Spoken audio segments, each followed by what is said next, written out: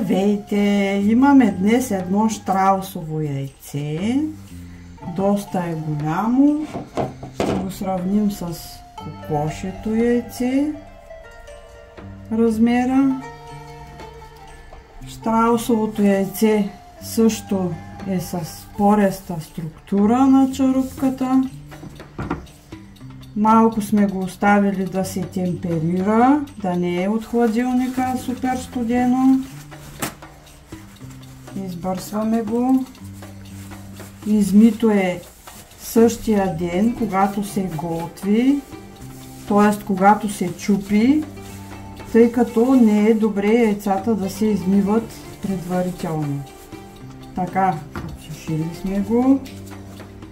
Така, тъй като трябва първо да се направи дупка, която след това да се разшири.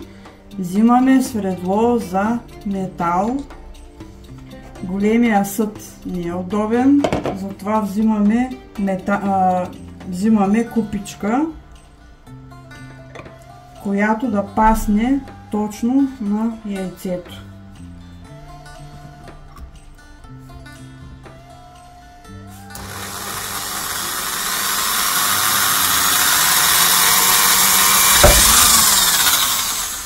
Супер, мъжа ми ще го почерпя. Ето каква малка дупчица пробихме. Смятам, че тя ще е добре, за да извадим съдържанието, но може би ще трябва малко да я разширим. Така, с по-голямо средло. Така, да пробием и от другата страна.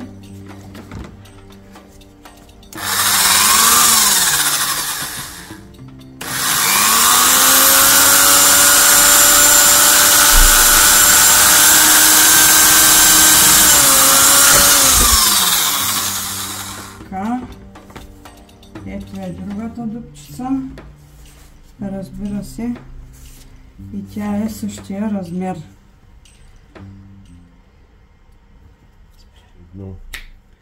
Разширяваме дупчицата, за да изтече по-лесно. За сега излиза само белтък, затова ще се опитам жълтъка да го пробия, тъй като той има ципа. Ето започна и части от жълтъка да излизат. С помощта на шишче разбихме жълтъка и той излезе през дупката. Ето виждате количеството, което сега ще измеря. Колко. Малко ще разбием, за да стане всичко равномерно. Да се смеси жълтъка с белтъка. Изключително голямо количество е. Не мисля даже, че ще се побере. Тя е 500 мл. Но все пак трябва да го измеря. Съвсем леко разбивам жълтъка с белтъка. Количеството наистина е огромно. И сега ще се опитам да го измеря.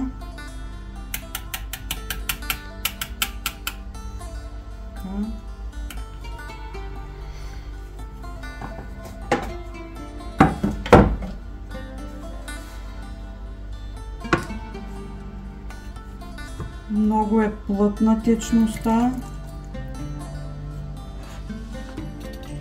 Това е 500 мл.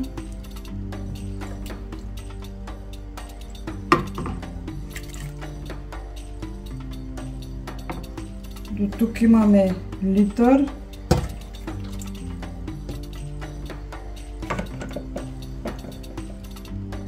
И около 50 грама.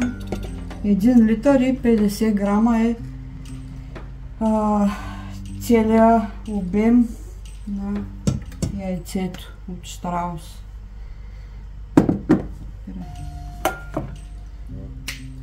И сега ще правим омлет от Щраус и крем карамел от Щраус. Имаме литър и 50 милилитра яйце, така че ще бъде доста голям омлет.